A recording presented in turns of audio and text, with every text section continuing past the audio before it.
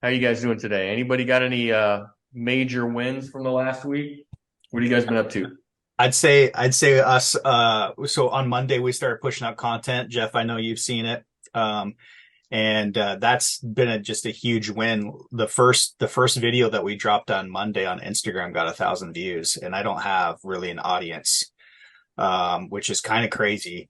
So we're just That we one with the cringy background music no, yes, exactly. The one that gave you the chills, bro. gave me the heebie-jeebies, man. I'm like, oh my God, I better be careful. I don't want to be doing any black hat stuff. He's coming after me. People were always had already, the haters came out too, man. They were saying you ain't no fucking lawyer, and I'm like, how is it that you think you can do like, black hat SEO and get away with it and not have lawsuits slapped against you? Like, so Well, people do it every day. Let's put it that way. that's You true. know, But I you said were if you pretty get, definitive about that. And you're like, you're gonna get, no, I sued. just said if you get caught, man, like, Right. so, but yeah, that's been a huge win. I feel like I got a good momentum going here with these relationships I'm developing with these reps and suppliers.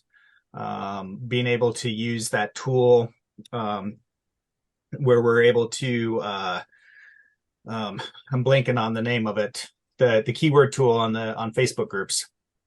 Right. Oh, Groups tracker. Group tracker. Yeah. Groups tracker. That has been killer. If you guys aren't using that to just be able to kind of like tag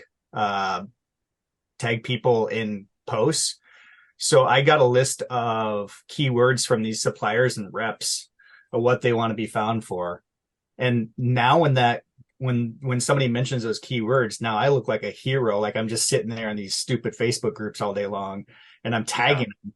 Like somebody this morning was asking for financing if like they wanted to buy a brand new spray foam rig, which is these like enclosed trailers that are all ready to go. Said, hey, who knows somebody that's financing for these. So this new client that we're building an e-com site for, I tagged him like, do you guys offer financing? Like, yeah, we offer financing. It's not in-house, but we have a company. And the guy's like, hey, shoot me the information. So like these rigs are like 60 to $100,000. Like maybe I just landed my client a huge deal. Nice. Wow, that's So, awesome. Yeah, so that's Spencer, over the value. It's like create that network and provide value. Yeah. It's Spencer, Yeah, Greg. so I know there's a lot of different group tracking softwares out there. Are you talking about Jenna no Foster's? No, this different one. was one that Patrick and Jeff had suggested. We're gonna look at Jenna's though, because I think that they do something slightly different, but I think the two in combination could be really powerful. But we need to dig in a little bit deeper and check it out. Okay, when you share the one you're talking about, because I've got one other one, but it's kind of clunky. Yeah, it's called groupstracker.com. Okay. So yeah, that's super powerful. And there's people out there who I admire. Like there's one guy here, Alec knows him, David Gonzalez. He runs the Internet Marketing Party, and he's just a super connector. And he's built his entire career and business around connecting people at a very high level. And another friend of his, Charles Bird, who we've seen at a few masterminds. I saw him again a couple weeks ago at the Internet Marketing Party. Alec was there. And I've got to make that. I missed that totally last time.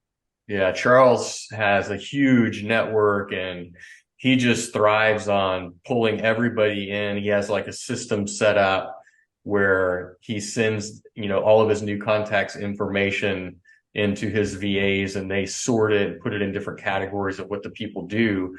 And then he's just constantly connecting. If he's connecting somebody, he always does it by video and he'd be like, hey, Spencer, this is Greg. I'm connecting you guys because of blah, blah, blah. Send the video in the group text and, it's 45-second video or whatever, and just do that really high touch kind of an approach. And then he focuses on how to get JV partnerships. So he's got it dialed in. He really has a great system. So I'm trying to imitate him a little bit in what I'm doing. But, groups tracker is just one of those kinds of ways that you can keep tabs on what your potential clients or clients are doing and the different opportunities that come up. And it's all about adding value. It's just like, how can I help everybody else around me get to where they want to be? And then I'm going to get to where I want to be. So it's always keeping that in mind. Who else has a win? Go ahead. Go along with that. I signed up for the Alignable, and already I'm starting to get some connections there. I actually made a referral for somebody else through that. So I'm just now getting started. I've got an onboarding card with that, but that's really, really powerful. I implemented that. I'm already getting clicks. I'm already getting some traction. I just really started my profile yesterday or night before, and I'm already getting some connections. So I'm excited about using that and actually putting, getting some stuff approved in there, but you can put actually your services within that, and people are starting to go through there and starting to look at what I have. So that's what I've got planned for the rest, to finish out before the weekend, because I'm already getting traction on it. So if you're not on Alignable yet, those little, kind of lesser known platforms, like, a lot of people are obviously using Facebook and Upwork and things like that, but Alignable's not like unknown, but it's lesser known. It's not as saturated. You can get attention. People are maybe more likely to respond and connect just because they're not overwhelmed when they're in that platform. So, I appreciate Janeri coming on and schooling us on how that works. And I think that it's a great opportunity to, reach out there and build new connections in different niches and locations. So that's cool. Hey, Greg, I got to know, did you already have an account set up, or did you just recently verify? I just recently. Okay, I'm having some difficulties. Janeri's trying to help me through the process, but they've kind of declined things, and then their support isn't the greatest. So I'm trying to figure out what the hiccup is. It's your dodgy background, dude. Yeah. Dude, it's all those felonies, bro. They did the background check, and they were like, I don't know. Ooh, it's pretty dirty. This is a very high standard here. Yeah. I just thought of it. I got somebody in Alignable that I got the direct contact, so I'm gonna email her as well. So. Oh, thanks, Janeri. Mm-hmm. Who you know? Janeri just assumed we are all above board like she is. So. Right. Oh, stop it. She's a community leader, so she's got to keep you guys in line, and she has all the insider connections over there at Alignable. So yeah, thanks again, Janeri. Who else has a win here before we get started on a little content for the day? I have a win, actually. I mean, I have tons of wins, but the one win I would say, I just finished a one-on-one from Alignable, and she's literally an accountant specialized for construction. Like, that's all she works, has over 15 years of experience. She's interested in my services, and she's referring me somebody else, and I just referred her two businesses, all through Alignable. It was such an easy, awesome. It's phenomenal. So she has, how many clients does she have? Construction clients? Like, she's been in the business for over 15 years. Okay. In the construction industry. Yeah.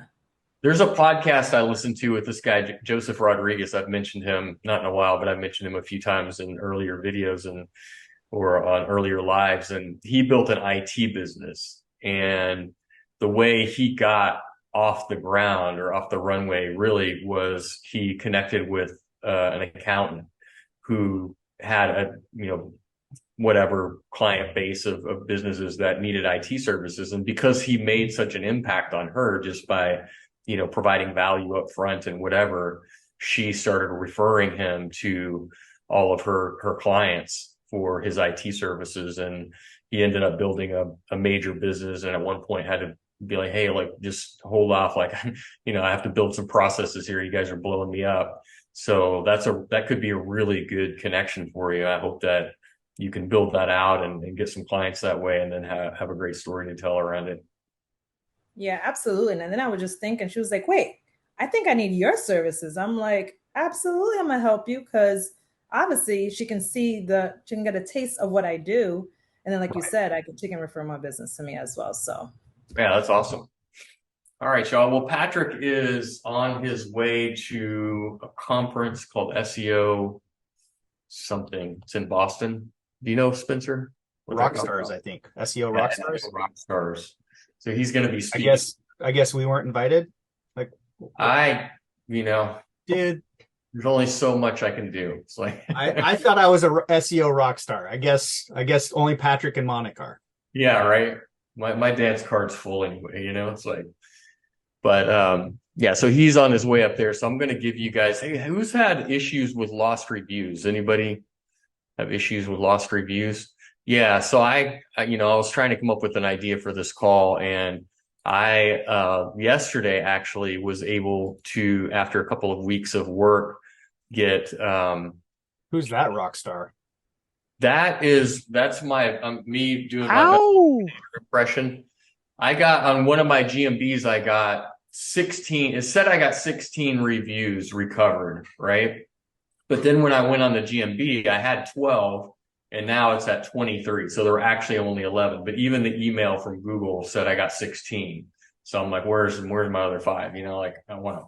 But basically, it's not a difficult process. And for the people who have multiple GMBs, which is probably most of us on this call, I think that if you put a little bit of time and effort into creating a process like Michael was saying about getting rid of the negative reviews, if you create a process around recovering lost reviews, or just have your VAs go after it, like this could be very valuable, because I think a lot of us probably have reviews that have been removed for legitimate or illegitimate reasons. I think most of my reviews probably were not fully above board, but I still got them back, So the good way to start this, I believe, is to have somebody, put a legitimate review on there. And one method is probably to just go and say, hey, I don't see that review on there, and then get the process started, and, give them the name of the person. And then you can see my screen, right? Yeah, we still see the recovering lost reviews. And then they'll put it in the process. And then if any other like past reviews, like I know some of the ones that showed up for me were, a couple of years old. So you can get these things to show up. So here's the process. Let's see if I can, oh crap. Yeah. So you go to the Get Help section. So you want to make sure, first of all, that you're in obviously a Chrome browser, just so there's not any, doesn't raise any red flags. You go to the GBP account for the GMB that you're working on.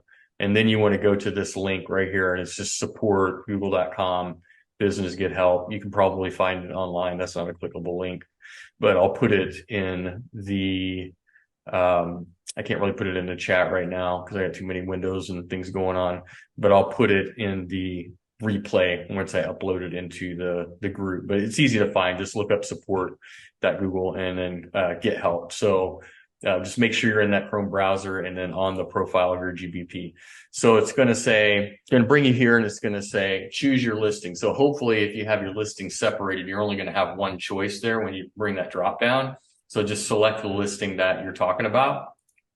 And then the next thing you want to do is put in Google reviews missing on what you can help, or what they can help you with. So put that there, and then that next button is gonna, or actually it actually brings this up, this little menu of selection. Just you have to actually physically click the review missing, and then the next step button will go live, and you can click next step.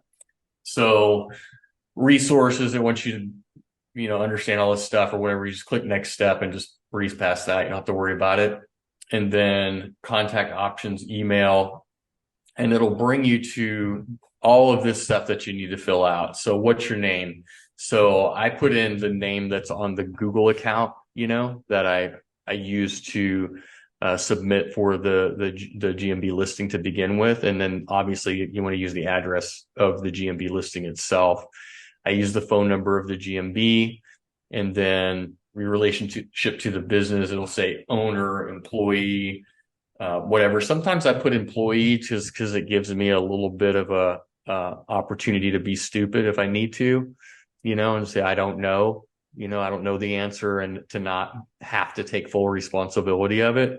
But this being the first one of these that I've done, I just put that I was the owner, the business name as it's seen on the GMB and the address that you use to get the GMB.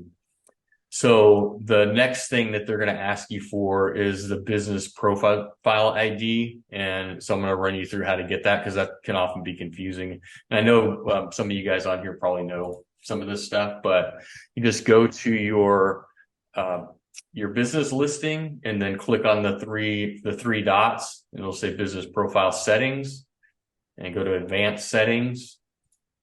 And then the business profile ID will be at the top. Obviously, I've redacted that for my own purposes, and then just copy the ID, and then you go back and just paste it right in there, and then answer these questions. I don't think it really matters. Mine had been suspended, so I put yes. Does the profile belong to elementary or high school? No. How many reviews are missing? I can't remember what that drop down says, but I think it's like 1 to 10, 11 to 20, something like that. I would go big and just say, that there's more, no matter what. I would say at least 11 to 20, just so they'll know that you're looking for a large number here.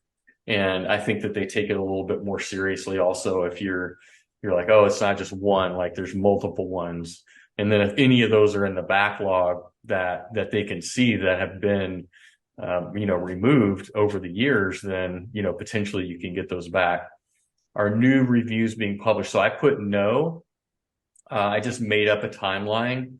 I think I put a couple of years.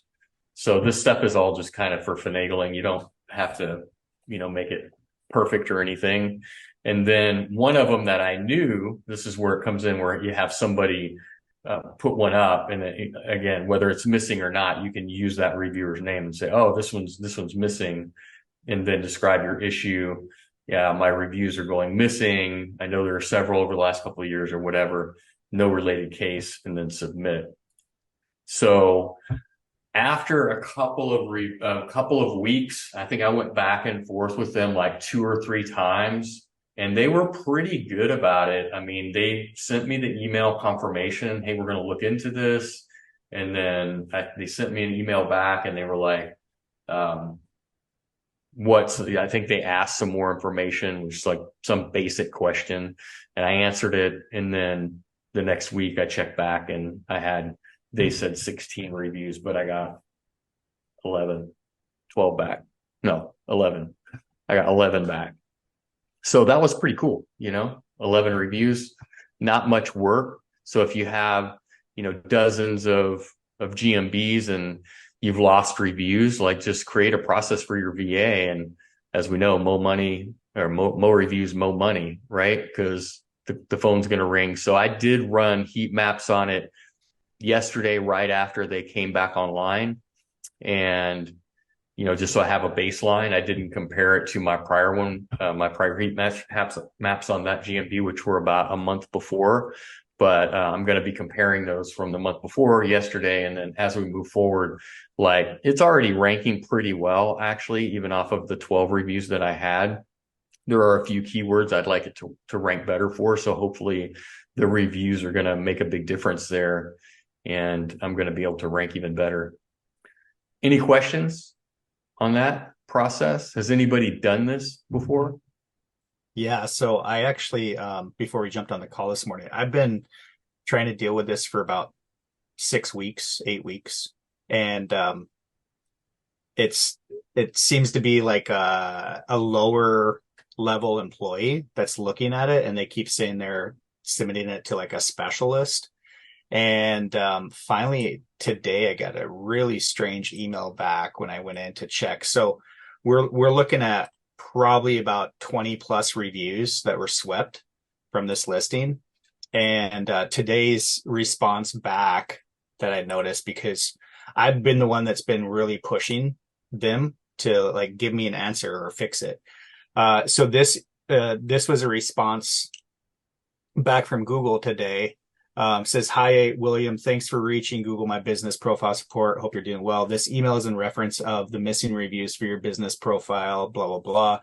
We reserve the right to disable certain user-generated contributions for individual business profiles and business categories. Some business profiles have been temporarily disabled from adding new reviews or replies to reviews. We're closely monitoring the affected business profiles, but we're not able to provide an estimate on when we can restore the functionality. This is like literally, like I said, 6 to 8 weeks of us going back and forth with these folks. So I'm kind of— Is that the only case that you're working on for a single GMB, or Yeah, that's the only one, because what I had done, if those that are using LeadSnap, LeadSnap saves all your reviews in there. And so I was able to take screenshots, and I had like 10 screenshots of all these reviews that were gone. I had told them, I was like, hey, I was able to, pull these from our CRM. Here's the reviews. So I came in initially with the proof up front saying, hey, I don't know where these things went, but here's evidence that we had reviews. I'm wondering if it just happens to be the rep that I have. Yeah, again, that background check, got to clean that up. No, I don't know. Maybe there's something else in there that would trigger it. I wouldn't say that. I'm just going to try to do a resubmission on it, and it's going to kick it into somebody else's queue. Just completely go through the process again. Yeah. I mean, 6 weeks seems like a long time to be going back and forth with them. Dude, they weren't even responding to me. They weren't giving me any updates. And so I was the one that was constantly saying, hey, what's going on with this? Like every few weeks. Wow. Finally, today was like the last thing. And then they're sending me a survey. Like they kept kicking me a survey like over before they'd even resolved anything. I'm like, why am I getting like a survey and you haven't resolved Right, I want my reviews. Yeah. Crazy. All right. Well, that's more information. I had such good success with it. I was hoping that it would be kind of a simple process for you guys. I think it's worth trying no matter what. And if you get those reviews, it's like, I pretty much doubled my reviews overnight. So that was amazing. Shannon, what do you got going on? I wanted to ask what Spencer, I have been trying, I've heard and been told there's a place on LeadSnaps to be able to find your old reviews, but I can't find them. Is there any way you could direct us on how to find? Because I was going through this process, but I couldn't find the old reviews that are missing. It's under the GMB. Jeff, do you know where it's at? If not, I can hop on and share. I don't have it open right now. And my computer was on the, kind of giving me hassle. So I shut everything down except for my presentation and Zoom. Jeff, why don't we take Janeri's question, and Shannon, I will, if that's what you're asking, let me find it. And then I will have Jeff allow me to share. Thank you. Thanks, Spencer. So I actually want to touch on what you said, and actually what Shannon just asked.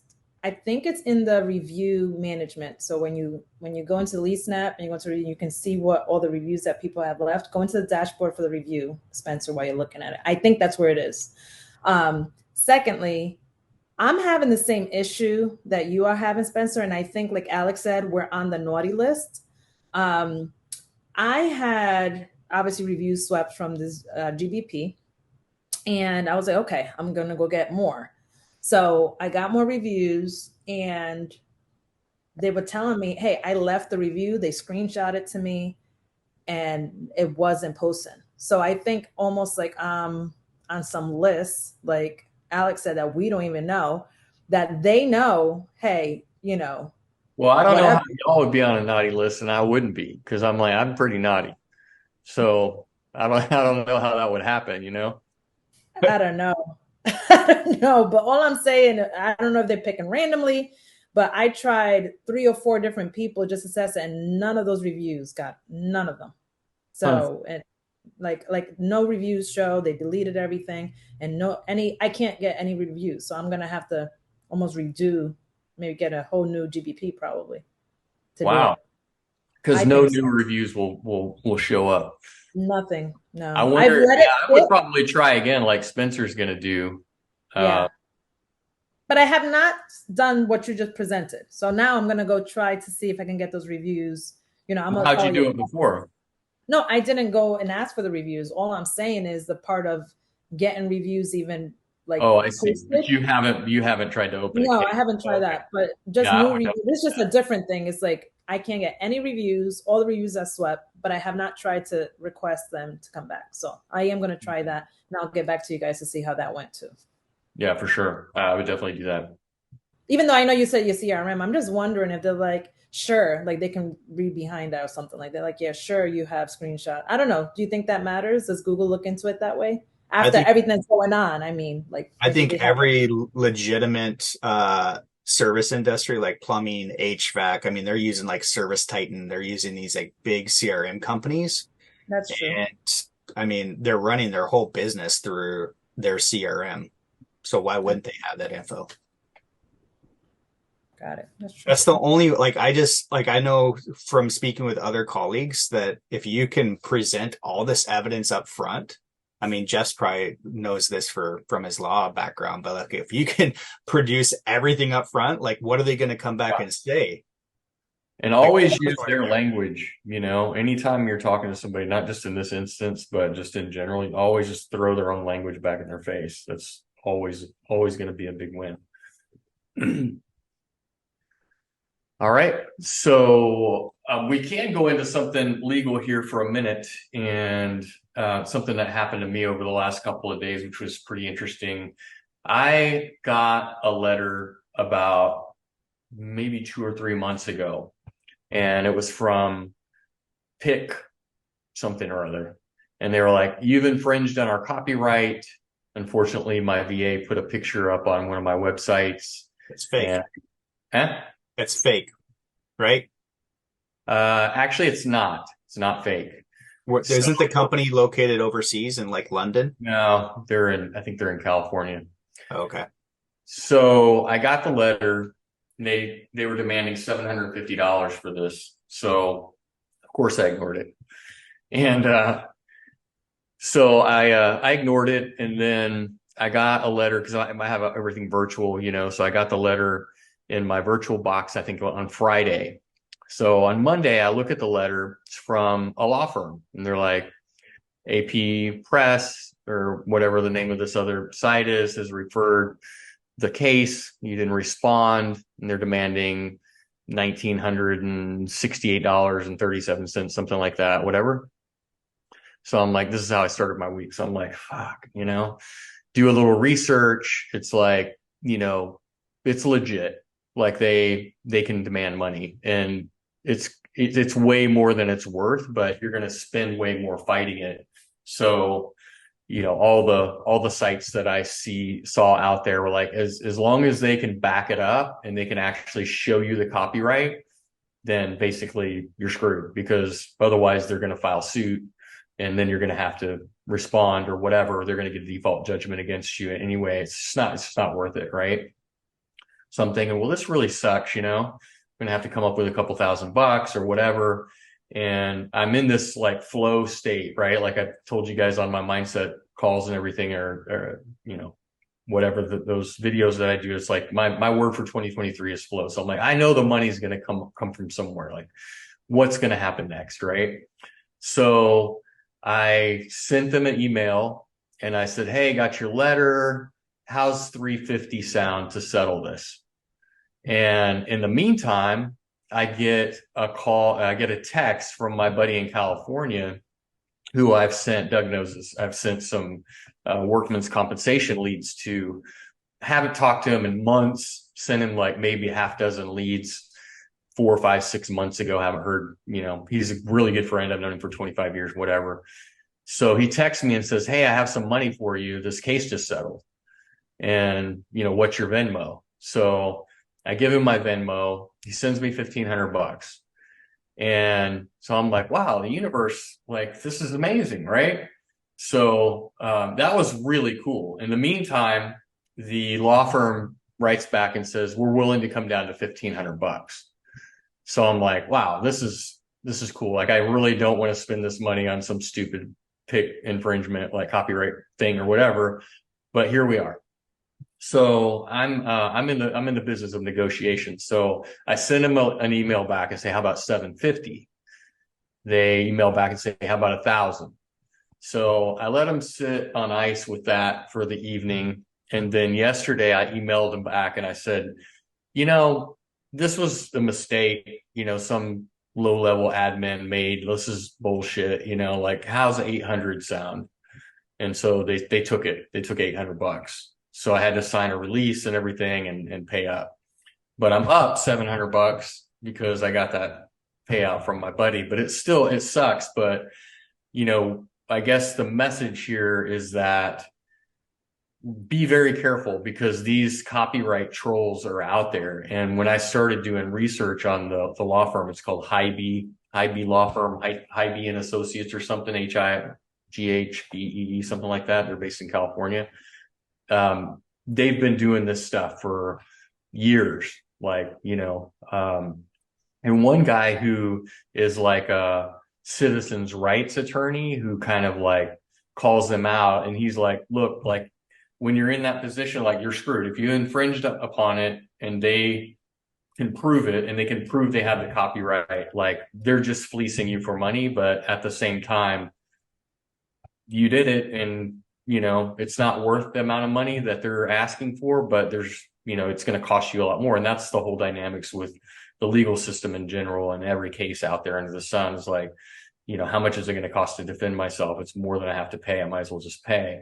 But he said that he had information. This is on a blog page that he wrote on his website or something. And it was like he whatever information he has, the law firm splits it 50-50 with whoever they're going to bat for. And they've done major cases, like major infringement cases for artists and things like that, into the 7-figure, settlements and things like that. So they're legit, like they've got the chops, So, but he's done a lot of extensive research into this, and he's seen Hybe, the head attorney of this firm, go on a video, and he's like, I think it's some kind of like a promo video, and he's talking about like what it's like to work at the firm. He's trying to recruit people, blah, blah, blah, blah, blah, and have numbers on the wall. And their target is $100K a day. That's their target for recoveries from these settlements, $100K a day. So they just have bots going out there, botting out all of our websites, finding the infringements. And if it's with any of the clients that they have, that have them on retainer for all practical purposes or whatever their arrangement is, split fee, they just start sending letters, pound, pound, pound. And, probably most people aren't gonna get back in touch with them. And the main reason I was more of, not afraid, but concerned that they might file suit is because it was a legal website. Like it's like a law firm website. And they're like, well, they got money. They're a law firm. I don't make that much money off of that site, but I felt like they would potentially come after me more than somebody else because I'm considered to be a deep pocket. If you're like, like Grand Rapids Landscaping or something, and you don't respond, are they going to file suit? That's the thing. Once they file suit, then you have to really start spending money. And it's just not worth it. It wasn't worth it in my case to get in that position. So obviously none of this is legal advice, but it's definitely something to keep your eye on. And I would say, make sure that your VAs, if they're going out there and getting images, that they're getting it from,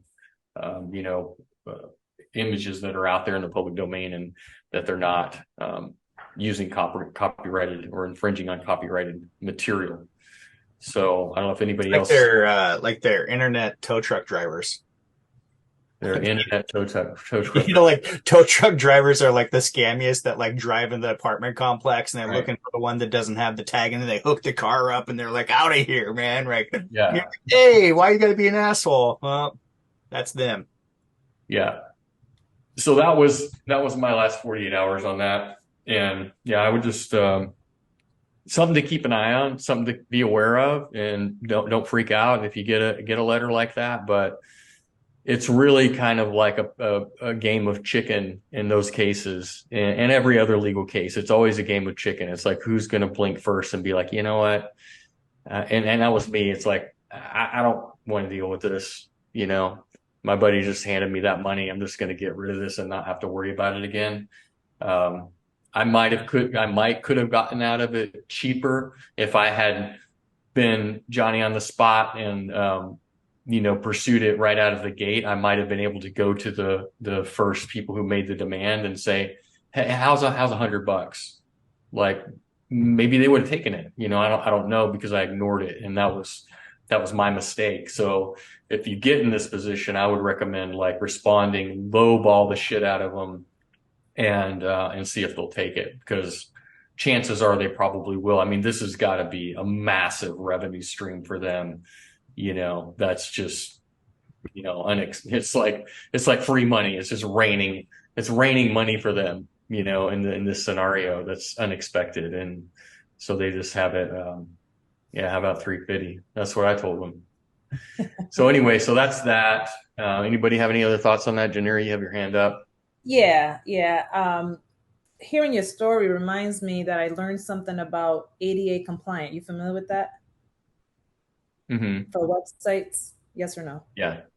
Oh, okay. So my question, or not my question, they have supposedly a same thing, firms that go through more bigger corporation, bigger websites, that they should have ADA compliant, and they'll do the same thing. If they don't have that widget for the disabled people, whatnot, same thing that they would do, where that's what they do. All they do is looking for websites that don't have that, and they find them. Thousands of dollars. I don't know the rules on that, if it's only for certain companies that have to have it, or if it's for every site. I've never heard that it's for every site on the internet, but it could be like public companies or certain categories of companies or something might have to have that. Definitely the health industry, but what I read, and I don't know if this changes, it depends on how big your company is, like how many employees you have. And so if you're a one-man show, I don't think you really need to have it. But if you're like an established, maybe you have more than 50 employees, you're supposed to have that. So Ben says he spoke to a company that was on Shark Tank. They got hit with an ADA lawsuit for their website. Okay. I wonder what kind of company they were. All right. Well, that's something to look into. I haven't heard of any of those suits coming out. All I know is, like, with the picture thing, it's like cost of doing business, like that's the way I felt on Monday morning. I'm like, how can I make it my life so that, it's like somebody's like, that's $2,000. Okay, it's $2,000. Like, whatever, it's cost of doing business, like whatever. Let's move on. So that's where I was at with it. And it was so cool to get that text, like right then. It was like, here's $1,500. I'm like, cool. So the final thing I want to go over today is just a couple of takeaways from SaaS Academy, from the Phoenix intensive that we did. It was based on sales, and Patrick has gone over a couple of his takeaways. We kind of mentioned it on one of the other calls, but I'll just go through a couple of things here, because I mean, this guy is amazing. Dan Martell, if you're not following him on Instagram, like, highly recommend following him and watching his content. I mean, this guy is so accomplished, and his mindset is impeccable. And from what I see, the people that are really crushing it and have, their lifestyles that I aspire to, like, it's their mindset. Like, this guy will not be beat. He will not be influenced by what other people think or other people's limitations and all of that. So he puts out a lot of content over the past 6 months or so. He's really amped up his IG, and that's probably the best place to, kind of engage with him. And he's on there sometimes. He'll get in conversations with me on IG Messenger, because he's relentless. So he is the owner of the coaching program SaaS Academy that Patrick and I are members of, and we go to their intensive 3 times a year. So we've been with this guy in multiple locations, from Orlando to Boston to Phoenix. This last time we'll be in Austin in February. Patrick's gone to Canada with him. Where else? Nashville. He's amazing. I mean, just to have somebody like that who is a leader and who is really living everything that he preaches is amazing, and to see how he runs his life. So one of the presentations was from Marcel Petitpas. He is like Dan's right-hand guy. And some of you know him from the Orlando event. He came and spoke. He's amazing. And basically he just went over some sales, content. Basically, I'll just kind of go over the main takeaways and hit points is what my intention here is. So, sell how people want to buy. So it's like, don't make it more complex than you have to, but live up to their expectations of how they want to buy. It's like, just because you're making an offer in a certain way isn't necessarily the way that they buy. So if you're like, hey, are all the decision makers on the call, are all that kind of stuff, right? It's like, figure out what the complexity is going to be. Like, Spencer's moving into a higher level of client, and prospect. So the complexity increases as we do that, but the rewards are much greater. So we have to keep that in mind and understand what's the complexity of this. And then once you kind of figure out the complexity, and on the next slide, we'll go into a few more details about that. What's the value? And if you have a sales process where it's going to take multiple touches, you're going to have to get multiple stakeholders on the phone. You're going to have to go through some kind of bid and proposal process. They're going to have to shop it around with 3 other people, 3 other providers or whatever. You get to the end and you're like, well, it's, the contract's only worth $2,000 a month. Like, this isn't worth it. Right. So start thinking in those terms, like, is my sales process, if it's a simpler process on the sort of traditional lead gen model where we're maybe hitting somebody in a Facebook group, it's like, that's pretty simple, as there's no complexity there, right? It's like, get them on the phone, or, sort of vet their company. Are they big enough to handle the leads that I'm getting them, and all of that. So then, if that's worth a contract that's $2,000 a month, or you're selling your lead gen for $2,000 a month, that's probably worth it. Keep the complexity down. But as we move into these like, more advanced and evolved levels of lead gen and the clients that we're hitting, that complexity is going to go up. So always keep in mind that your sales process may be way more complex than the value of the actual result. So we always want to keep that in mind. So that's what he was hitting on there. And then just generally stacking sales motions, he calls them, is, master one before you build the other. So if you're doing the Facebook groups tracker strategy, like, master that, and then move into Facebook ads, or move into cold email, or move into whatever. We've always coached that too, but it's just like, master one first, find out what the returns are going to be from it, and then build on it. Don't go and try to do 3 of them at the same time, because that mastering may only take, a week. It might take a month. It might take 3 months, or whatever. But whatever that is, master it and then move on. And then considering what is the appropriate motion for the specific opportunity. Like, let me go to the next slide, because I think that kind of the cross reference here is, kind of considering the annual client value, the complexity of the sales cycle, like how much time you have to spend on it compared to the value that you're getting out of it. And then, like I'm saying, like, stakeholder size and the sales cycle, because as you get into large organizations, it takes a lot longer. They may be on a 3-6 month sales cycle. Again, the returns might be ridiculous, but as you go up the ladder, you have to kind of take that into consideration of whether that's going to be worth it. So what is the appropriate motion for the opportunity means that you're keeping in mind, like, how can I move this deal forward at the sort of traditional lower end? It's pretty simple. But as we get into companies that are like I have a client in Dallas, and there's 4 co-owners of the company, and that made that deal more complex, but at the same time, it was worth it. And the main, like, marketing partner is the one that I dealt with, and the other 3 kind of like, they had to approve everything and all of that. So the deal cycle took probably 60 days to really complete, because they all I had to sell each one of them in whatever way along the path and give them enough leads, enough benefit in return, charge them a lower fee in the beginning, because I saw, hey, these guys are for real, right? This company's for real. Like, they're going places, like they need my leads. They want my leads. And over the long term, I'm going to be able to grow with them in a way that most of the other companies I'm talking to aren't. So I'm willing to give them a lot more for a lower fee the first couple of months, so that they can be all bought in, just be like, build that trust with them. So, this is the more interesting part, I think, is just keeping all of this stuff in mind about, like, what's the annual client value going to be, and then comparing it to the complexity and the sales cycle. And again, like the stakeholder kind of stack of how this deal is going to get done, because as Spencer's probably learning, it does get more complex as you move into bigger deals. And then this woman, Claire Sullentrop, she was with some big company.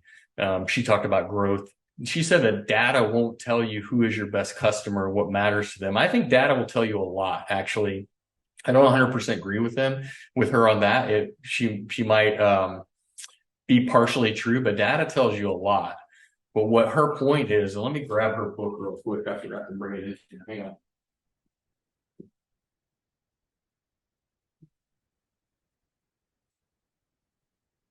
This is her book right here called Forget the Funnel. So I don't know, probably something to look at book summary and just maybe go over some of the main points out of it. I wouldn't necessarily say go out and buy. I haven't read it yet, but could be amazing. But generally, I'll go and look at a book summary first before I see if this is something I really want to dive into. One of the reviews, very, very high ROI book, so must read for founders. Pretty short, probably pretty simple to read, but great concepts.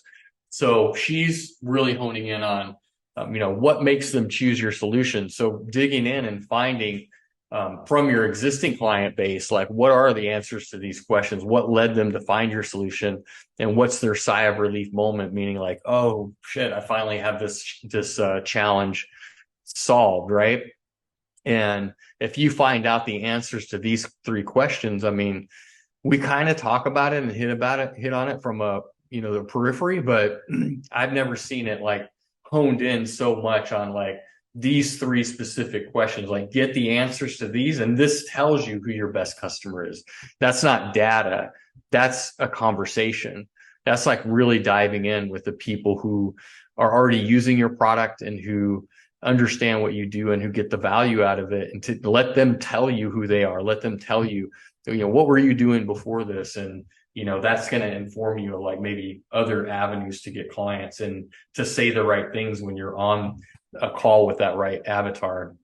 And so it's kind of like the idea of cutting through the noise in a saturated space. I mean, how many of us still get calls all the time? It's like, can I speak with the business owner?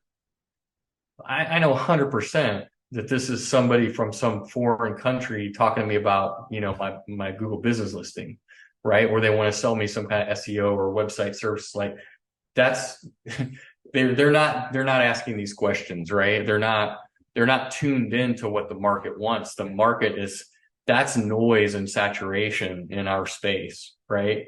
Can I speak with the business owner? I hope nobody's ever saying that on a phone call. So then she talked about positioning and messaging to fit the best outcomes. So I kind of added this in here because it's like, what are the best outcomes that we offer our clients? Like, those of us on this call, most of us have been in this business for a while, and we have those real examples. We have those stories of the people we helped. We have those stories of the best outcome for those clients. And if we position our messaging to that, instead of it just being this general thing about let me get you leads, it's like talking more about the benefits instead of the features. Don't get all stuck. Most of us on this call know that, but it's like, don't get stuck on talking about all the steps that you have to take to generate the leads. Like, tell them hey, what is it going to look like with you getting 50 extra calls a month? At least if you close 30% of those, that's going to be 15 new decks a month. What's that going to look like for you from a personal standpoint? So kind of like when you're out there trying to generate interest, if you're posting in Facebook groups and things like that, like just think about positioning and messaging in that way for benefits. And then sales coaching, this guy Matt McCaffrey, he's actually the sales manager for SaaS Academy, and it's more about like running a team. So most of us aren't in that situation, but I kind of thought about adding this because we can still coach ourselves, right? Like we don't have to be coaching a team. If we're the salesperson in our organization, then we need to coach ourselves to be better salespeople, right? So one way that you do that is by keeping track of productivity and metrics, whatever your KPIs are. If you have, make X number of calls a week, you're going to get X number of deals a week, like whatever, like set that on your vision board, like make that real and make that be an achievable goal that you want to go after, and then take the actions to do it. And then culture and motivation. One of the interesting things he talked about was, kind of tying the goals into personal aspirations. And I find that I get in my pattern, like when we talk about LeadSnap or the agency or whatever, it's like, what are our goals? It's usually some monetary MRR figure, right? And it's not attached to anything that's, going to move the needle for me, like emotionally or whatever. It's just a number.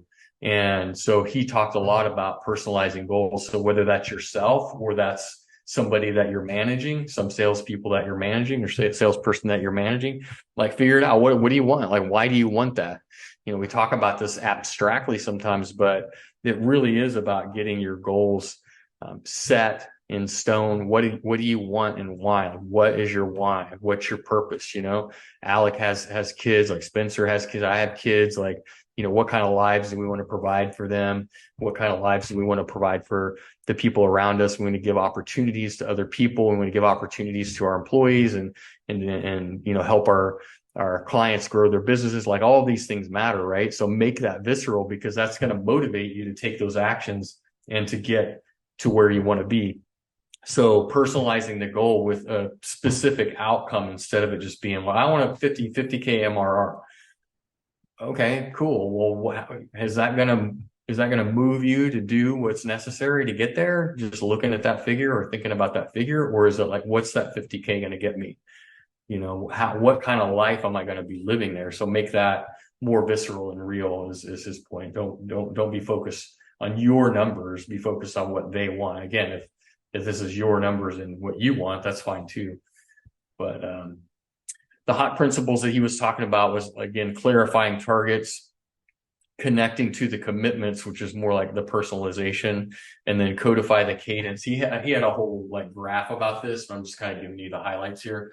Codify the cadence. What is it? How many calls is it going to be a week? How many closed deals is it going to be a month?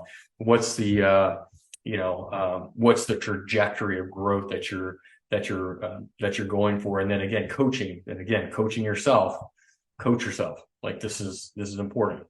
And then cement the consistency, which just means keep taking action over and over and over again and create that process so that you can get to where you want to be. I think that's it. Oh, we had another thing where it's called 10-minute tactics. So they have a session where they have like 4, 5, 6 people get up and give a 10-minute presentation about what's working for them. And this one was the most interesting for me. It was about culture. And they define culture as the way we do things around here. That's culture, right? So we all have a culture, whether it's intentional or not, in our businesses. And even if we're just running our business on our own, like, I know Alex at home, like Spencer's at home, like I'm at home, like what's the culture of my business as I'm running it from home? I get up and I know Spencer, we communicate a lot on like taking walks, and we're sending texts and videos back and forth when we're on our walks in the morning and things like that. So it's like, what's the culture that we create for ourselves? Is it, more like mystical and magical, or culture is more mystical and magical versus like these tangible and tactical, aspects of the way we run our business. It's not straight process. It's like, it's the way we do things around here. Do we get up and hit the ground running and hustle up and get in front of the computer? Or do we go take care of ourselves? Like I go take care of myself. I go take a walk, I do ice bath. I have a great meal, and I don't rush. I never schedule calls early in the morning because I just don't want that. Oh my God, it's 8:45 and I have a call at 9 and I have to rush around. Like I just don't, that's not the culture that I want. That's not the lifestyle I want to live. So I create that very intentionally, right? So think, he split it up into think, say, and do. So you think, what are the shared values? And then you say, like, how do you communicate? Like, what are the words that we say? We hopefully are staying positive. And then how do we do things, processes, and habits? So you can think about your culture, the way you do things around here in these three categories. And again, continue to up level the way that you think, the way that you communicate. The words that we say are very important. And I know Spencer knows I'm in this like leadership program. Alec, you know that too. And they talk a lot about, it just comes out like the little nuances of the way you talk to yourself or the way that you show up in the world, and it's like, thinking big, thinking, positive, not just thinking positively, like from a rah standpoint, but literally like when those challenges come up, like my challenge with the copyright thing, I could have been pissed off. I could have been like, this sucks. Like, this is, who are these people? Like, oh my God, $800. I could have done some other thing with the money, or what's going to happen, and freak out. I'm just like, no, I'm just going to handle this. I'm going to handle the business. It's part of the deal. It's just part of the process. I'm just going to handle it. Right. So I feel really good about that. I felt really good about it in the moment. And then look what happened. This money fell in my lap and I'm able to pay for it and whatever. So it's just kind of like those little things are what separates the people like Dan Martell from the rest of us, because he's so dialed in his mindset that, something like that. Obviously he has a lot more money, but it's all relative.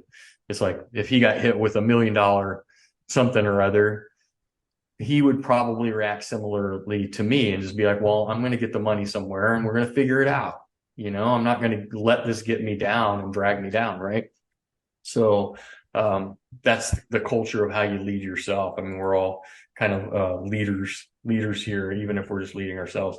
So that's, just something I wanted to share as some of those takeaways from SaaS Academy. Anybody have any comments on that? Seems like it was pretty dang aligned with your coaching program. Pardon me? Seems like some of the lessons in there are pretty aligned with the stuff you were doing in your coaching program. Like it seems like it was really like an exclamation point event. Yeah, totally, man. Like I say, what I'm realizing as I'm around more high level people is that the people who are really like fully embodied, because there's high level people that are dysfunctional, there's plenty of those, right? But the people that I see that are living it they're all paying a lot of attention. Nobody's perfect. Some are better than others. Dan Martell is extraordinary.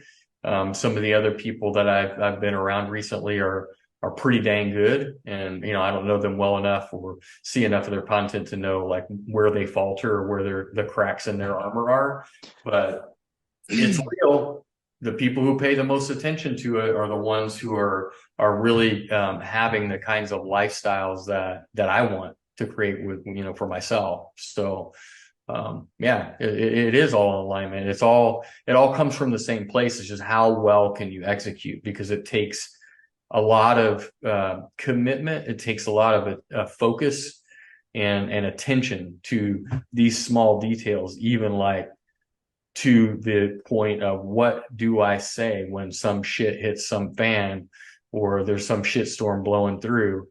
What are those little details about how I think and communicate about this? What am I telling myself is going to happen? So that's powerful. And like I say, seeing it in real time from multiple people at a higher level has been enlightening. It definitely shows me where I have room for improvement, Yeah, like like upticks in the like self-awareness, right? Like it's cool, man. It feels like a never-ending journey, right? Well, and Dan, who in my experience is playing at the highest levels of anyone, would say the same thing. He's like, I'm working on it every day, all the time, Yeah. and not trying. That's another communication, flaws is saying trying, but, just also having having your own, being able to stand in your own power around it, even when you're around other people who aren't. That's what becomes the bigger challenge, I think, as you move forward, because it's like Dan has to do business deals with people. We all have to do business deals with other people who may not have been paying any attention to this at all. And then it's like, how do you let those people into your life? How do you communicate with those people and kind of allow their limited thinking enough so that you can still move things forward, but you're not allowing it to affect you in a negative way. You know what I'm saying? Right. So that becomes kind of the challenge. It's like, okay, well, now that I'm playing at a higher level, how do I move forward with people around me who aren't? Because I mean, even if just having this conversation, I would say that we're in the top 10% of people who are, even if we're thinking about it, like 90% of people have never even thought about it. Right. Right. They say like personal development, I'm in a bubble. It's like, it seems like everybody around me is trying to develop themselves and participate in coaching programs and different things like that. But I think the stats are, it's like 2%. It's like, really? 2%? Like 2% of people are entrepreneurs? 2%? Like, that's a pretty. Is that true? That's the stat? I think so. If somebody can ask Mr. Google real quick. I'm pretty sure it's like, it's under 5 for sure. The reason why it seems like everybody around you is, into personal development is because you hang out with a bunch of winners, bro. I love that answer. Winners. You included. People that, there was an analogy I heard. I think it was actually Dr. Drew, as weird as this sounds. He was on Ed Milet, and he talked about people that don't care about personal development. It's like owning a 100-room mansion, but only living in one room. Yeah. Right. Yeah. I think Patrick said on the last call, and Dan is upfront about this, about his coach, because he has 5 different coaches. He has parenting, coach to be a better father. He has coach to be a better business person. He has a mindset coach. His mindset coach is Ed Milet, who pays him $350K a year for one call a month for an hour. That's what he does. Alec, what's the stat? There's conflicts. This one, Think Impact has the #1 spot on Google. They say 16%. 16. Okay. I thought I looked it up somewhere and it was like 2%. Okay. Whatever. It's still 16% out of 100. That ain't shit. Yeah. I mean, that sounds reasonable. 2% sounded like super low to me, but yeah. So anyway, I hope you guys got something out of today's call. Any other final thoughts before we sign off here and go get some more wins?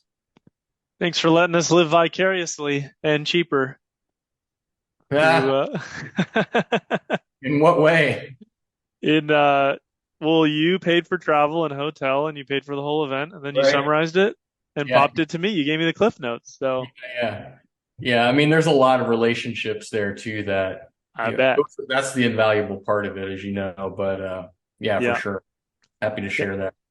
Yeah, I didn't know Marcel was a speaker at our last event. Him and I were working out in the gym, and then we like followed the same like YouTuber, and it was just happened to be somebody that I met in a hot tub like the month before that. So I was like, dude, he's in my phone. Right. Yeah. We were was he wearing bird shirts? You one up Marcel, bro. It's whatever, dude. Bro, you're high level if you're one up that dude. I think super high level, bro. Right. Yeah, it was dope. All right, you guys, go get some wins. Thanks for joining us, and we'll see you on the next one. See you later. Later.